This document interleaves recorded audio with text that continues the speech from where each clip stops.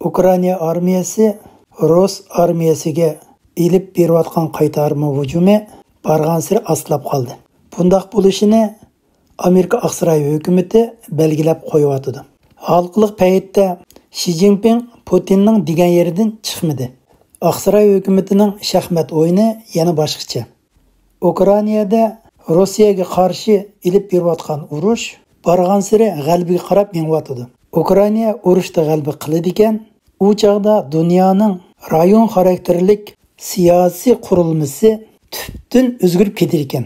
Lekin Putinning hokimiyati mag'lub bo'lgan bu urushdan keyin mavjud bo'lib saqlanib tura olamdi. Bu masalani asosan G'arb dunyosi belgilaydi ekan. Shundaqla Putin hokimiyati mag'lub bo'lgandan keyin dunyoning yangidan qurilib chiqadigan tartib qurilmasiga kelganda G'arb dunyosi texi birlikka kelib bo'la olmadi. Mana shu sabab tufaylidan Amerika davlati Ukrainaga davom qilayotgan harbiy yordamini bag'ansiri keyniga so'rab kechiktiryotdi.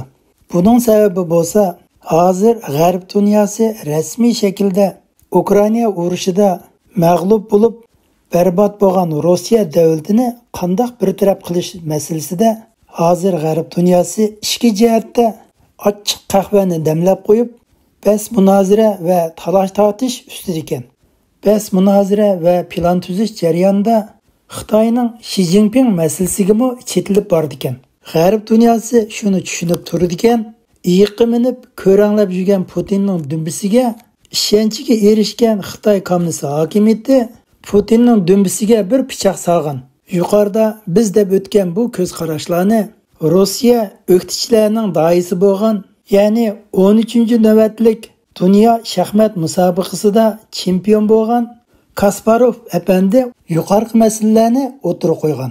Xalqaro shaxmat chempion ustozining o'tirib qo'ygan bu ko'z qarashi albatta normal odamlarning tafakkur qilishidan natijasi ustun o'rinda turadi ekan. Shunlashqa biz bu ustozning ko'z qarashini muhim o'ringa qo'yolmay turolmaydi ekanmiz. Kasparovning deyishicha, urushning davom qilayotganiga hozir 9 oy bo'ldi. Bu 9 oylik urush dunyoning kelgusidagi o'zgarishiga asos jihatdan asos sabab bo'ldi. Bugungi dunyoga qarasak, bu yil 2-oyning 24-kundagi dunyoga tubdan o'xshamay qoldi.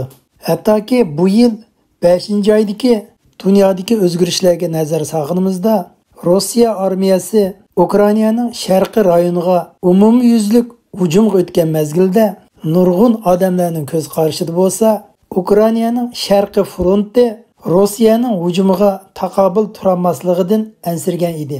Lekin hozir qarasak, butun vaziyat undaq emas. Vaziyat aksicha. Lekin Amerika amaldorlarining bir qismlari bo'lsa, vaziyatning bundaq tez o'zgarib ketishini oldin mo'ljallayolmay qolgan.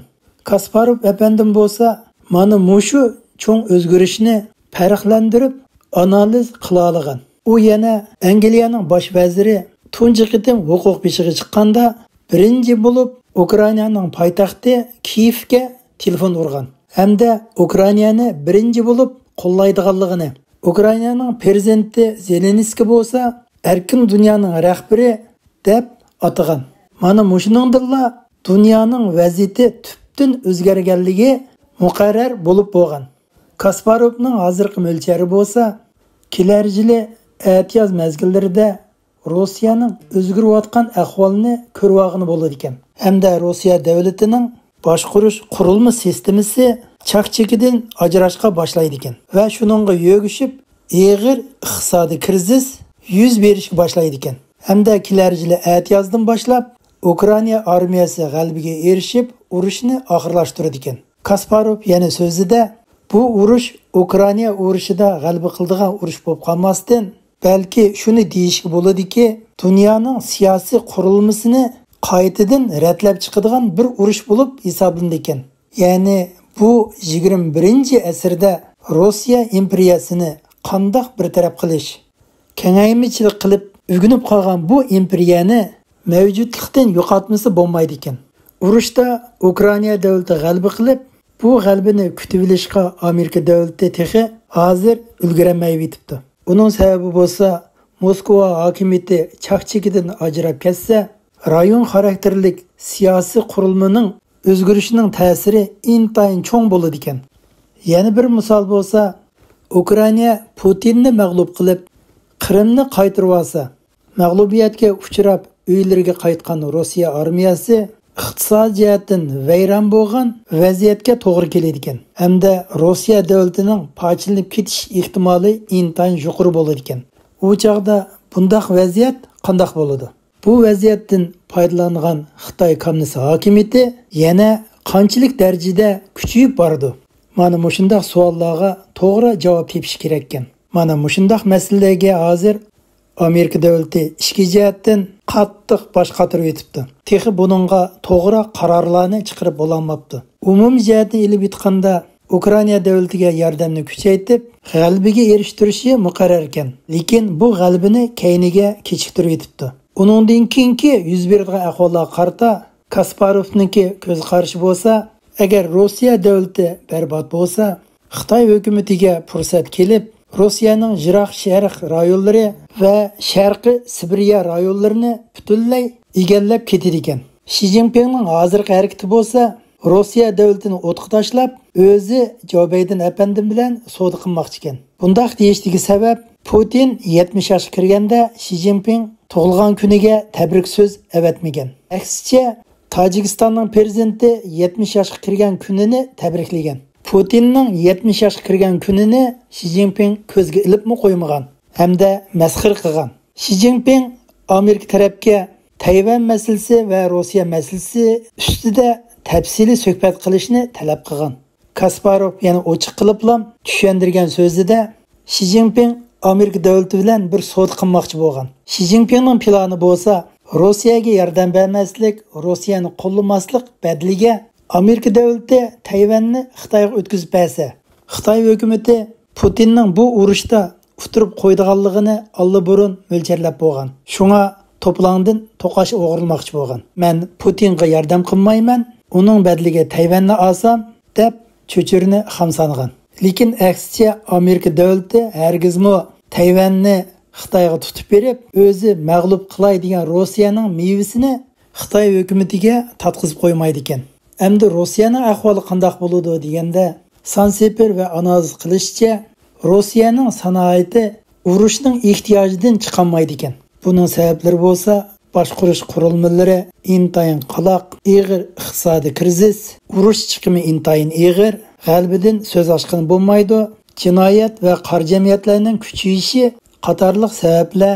Shuningdek, bu vaziyatlarni Checheniyaning rahbari Qadirovmi his qilib faraz qilib bo'pti. Bularmi o'zining askarlarini qo'g'dab qilishning g'imida bo'lib yetibdi. Qanday qilganda o'zimizning kuch-quvvatini saqlab qilish. Halqiliq masala bo'lsa, Rossiyaga ilib berayotgan embargo amaldan qolmaydi ekan, Rossiyaning muqimligidan so'z ochqin bo'lmaydi ekan. U chaqda Putinga yon tayoq bo'lib yordam qilayotgan Prigozhin va Qadirovlarmi amalsiz qoladi ekan. Sababi Putin iqtisodiy krizisga uchragandan keyin Prigozhin va Qadirovlarga berilgan iqtisodiy yordammi to'xtaydigan gap. Qadirovning puli to'xtaydi ekan, u chaqda Checheniya xalqimi Qadirovni o'rib tashlab etishi muqarrar ekan. Prigozhinning ko'rdigan kunimi o'xshash ekan.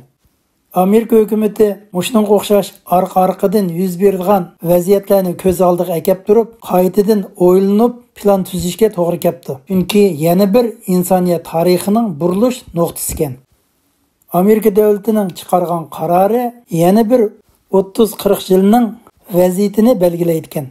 Kasparov apandim hozirgi va keyingi vaziyatlarni analiz qilib bilib, hozirgi Amerika hukumatining prezidenti Jo Bayden apandim urushning oxirgi vaziyatini o'zgartib, hamda holidan ketgan Putin apandim bilan hamkorlashib, Xitoy hukumatini biraqli ujuqtirib etishgan.